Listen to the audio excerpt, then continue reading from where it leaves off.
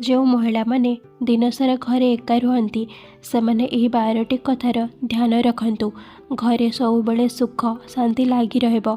कौन आपण जानिचंती कि घरे एका रहिबा द्वारा खाली शांति आसी न थाए किंतु बहुत थर एमिति छोट छोट अभ्यास मध्य जन्म देई थाए जहाँ घरर समृद्धि को आस्ते आस्ते खाई जाए। एवं आश्चर्यर कथा यह महिला मानंकु जणा मध्य न थाए।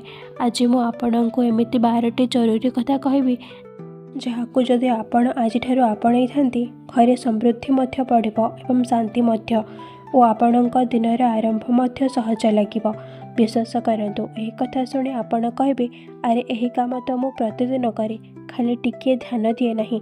नमस्कार सांग माने आजिर एही भिडियोटी विशेषकर सही महिला मानंक पई अटे जे दिन सारा घरे एका रहंती काम करती परिवारर ध्यान रखती एवं पुणी मध्य मनरे गोटे चिंता थाए जे घरे समृद्धि केमिति रहइबो शांति केमिति तिष्ठि रहइबो। चलंतु जानिबा 12टी जरूरी काम विषय रे। भिडियोटी आपण मानंकु जदि भल लगे तो लाइक करिवे एवं एही चैनल को नुआ आसिथिले सब्सक्राइब निश्चित करि दियंतु। 1. सकाळु उठिबा परे घरर झरका कबाट खोलंतु। सकाळर आरंभटी बहुत महत्वपूर्ण अटे। एथिपाई सकाळु उठिबा परे किछि समय पाई हेले मध्य कबाट झरका निश्चित खोलंतु। यह खाली फ्रेश पवन पाई नुहे बरम घरर ऊर्जा पाई मध्य बहुत आवश्यक अटे। बहुत महिला अलसुआमी भावती एबे नुहे परे खोलीदेवी किंतु एमिति करिबा द्वारा रातिर बासी ऊर्जा घर भितर रही थाए एवं समृद्धि कम होई थाए। जदि आपण खाली 2 मिनिट दे वायु परिवर्तन करिदेबे तो घरे हालुका अनुभव करिवे। यह छोट अभ्यास किंतु यार प्रभाव बहुत बड़ अटे। 2. घरे एका रहिले मध्य अस्तव्यस्त रुहंतु नहीं। एका रहिबार अर्थ यह नुहे कि जे घर सारा चपल रे बुली आसीबा जेकोसी कोणे चपल को फिंगी देबा कपड़ा सबू एपट सेपट हो पड़ी रहिबा। घर समृद्धि सेते बेले रहे जेबे घरर परिवेश व्यवस्थित रही थाए स्वच्छ रहे। बहुत महिला भावती जे जेबे कहीं देखिबा लोक नाहंती तो कौन फरक पड़ुची किंतु असल फरक आम भितर ऊर्जा रे पड़ी थाए। जो जिनिस जो स्थान रे रहिबा उचित ताको सही स्थान रे रखंतु। यह द्वारा आपणक मन सफा रहिबो एवं घरे मध्य नकारात्मकता रहिबो नहीं। नंबर 3. घरे एका रहिबा बेले मध्य कम साउंडर संगीत अवश्य लगांतु। एकदम शांत घर बहुत थर मन को भारी कर दे थाए। हालुका भजन मन को शांत करने वाला संगीत किंबा इंस्ट्रूमेंटल ध्वनि यही सब घरर ऊर्जा को बढ़ाई थाए। संगीत खाली कान पाई नुहे बरम पूरा घरर परिवेश पाई औषध परी काम करि थाए। गोटे थर चेष्टा करंतु निजको अनुभव हेबो जे घर केते शांति एवं सुंदर लगी थाए। 4. सकाळु झाड़ू करबा समय रे विरक्त होंतु नहीं। बहुत महिला दिन सारा एका रहिबा कारणरू झाड़ू लगाइबा समय रे निजर सबु राग बाहर करिथांती।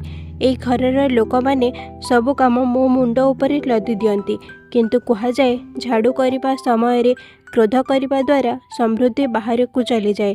झाड़ू सबु बेले शांति रे एवं मन को हलुका रखी करंतु। आपण चाहिले मन रे बहुत भल वाक्य कहि पारंती पार्थक्य अनुभव करिवे। नंबर 5. खाद्य खाइबा आरंभ कला बेले प्रथमे भगवानक नाम रे रखंतु। आजिर व्यस्त जीवन में बहुत लोक खाद्य बनाई सारिबा परे शीघ्र शीघ्र खाई जाती किंतु समृद्धि सेठारे थाए ठारे कृतज्ञता होई थाए। खाद्य खाइबा समय रे प्रथमे खाद्य भगवानक नाम रे बा घरर सुख शांति नाम रे रखंतु। यही अभ्यास बहुत बड़ नकारात्मकता को अटकाई थाए एवं घरर सुख शांति बढ़ाई थाए। यह बहुत छोट कथा किंतु यार प्रभाव बहुत बड़ होई थाए।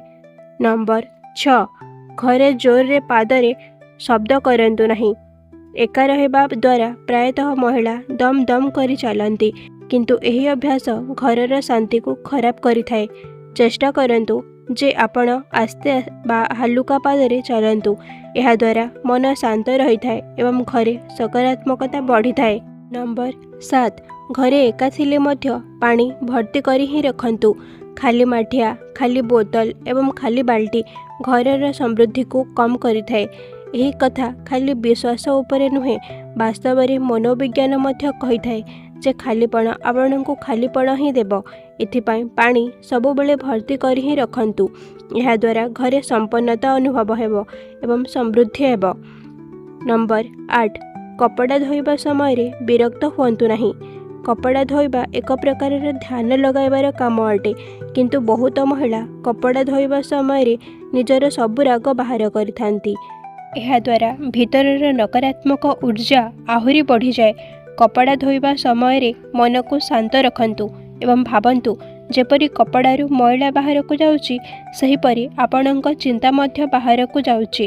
ବହୁତ ପ୍ରଭାବ ଦେଖିବାକୁ ମିଳିବ। ନମ୍ବର 9, ଘରେ ଏକା ରହିଲେ ମଧ୍ୟ ଭଲ କପଡ଼ା ପିନ୍ଧନ୍ତୁ। ବହୁତ ମହିଳାମାନେ ଘରେ ଏକା ରହିବା ବେଳେ ଯାହା ମିଳେ ତାହା ପିନ୍ଧି ଦିଅନ୍ତି, କିନ୍ତୁ ଆପଣଙ୍କ କପଡ଼ା ଆପଣଙ୍କ ମୁଡ୍ର ନିର୍ଣ୍ଣୟ କରେ। ଭଲ, ସଫା ଏବଂ ଆରାମଦାୟକ କପଡ଼ା ପିନ୍ଧନ୍ତୁ। ଏହାଦ୍ୱାରା ଆପଣଙ୍କ ଆତ୍ମବିଶ୍ୱାସ ମଧ୍ୟ ବଢ଼ିବ ଏବଂ ଘରେ ସକାରାତ୍ମକ ମଧ୍ୟ। ସମୃଦ୍ଧି ଖାଲି ପଇସା ଦ୍ୱାରା ନୁହେଁ, ଆପଣଙ୍କ ଭିତରର ଊର୍ଜାରୁ ମଧ୍ୟ ଆସିଥାଏ।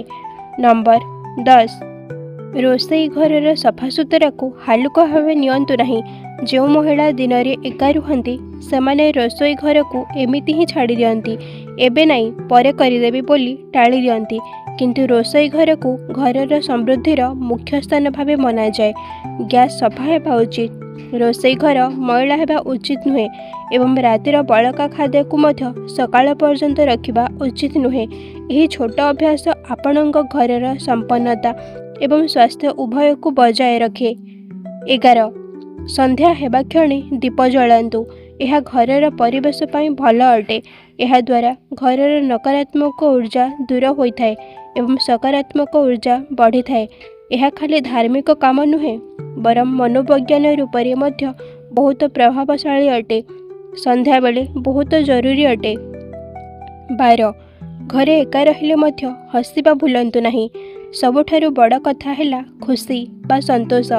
ବହୁତ ମହିଳା ଦିନସାରା ଚୁପ୍ ରହନ୍ତି ଏବଂ ଏହାର ପ୍ରଭାବ ଘରର ଊର୍ଜା ଉପରେ ପଡ଼ିଥାଏ। କେବେ କେବେ ନିଜ ସହିତ କଥା ହୁଅନ୍ତୁ, ନିଜ ଉପରେ ହସନ୍ତୁ। କୌଣସି ମଜାଦାର ଭିଡ଼ିଓ ଦେଖନ୍ତୁ। ହସ ଘରେ ସମୃଦ୍ଧିକୁ ଟାଣି ଆଣିଥାଏ। ଆପଣ ଖୁସି ହେବେ ତ ଘରର ସମୃଦ୍ଧି ସ୍ୱତଃ ଚାଲି ଆସିବ। ଭିଡ଼ିଓଟି କେମିତି ଲାଗିଲା କମେଣ୍ଟରେ ନିଶ୍ଚୟ ବତାଇବେ। ଧନ୍ୟବାଦ।